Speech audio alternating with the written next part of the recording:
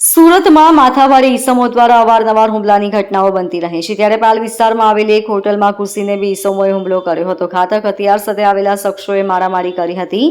Gauravpath road પર આવેલા SS palace star world શોપિંગમાં કેતન સરોલા અને હિતેશ રાઠોડ દ્વારા ઘાતક હથિયાર બતાવી ધાક ધમકી આપી હતી.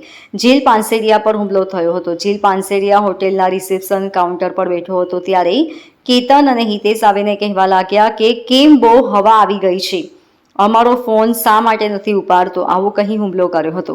હુમલાની સમગ્ર ઘટના સીસીટીવીમાં કેદ થઈ હતી, જેથી કેતન સરોલા અને હિતેશ રાઠોડની પોલીસે ધરપકડ કરી હતી. બંને પાસેથી ઘાતક હથિયારો પણ કબજે કરવામાં આવ્યા છે.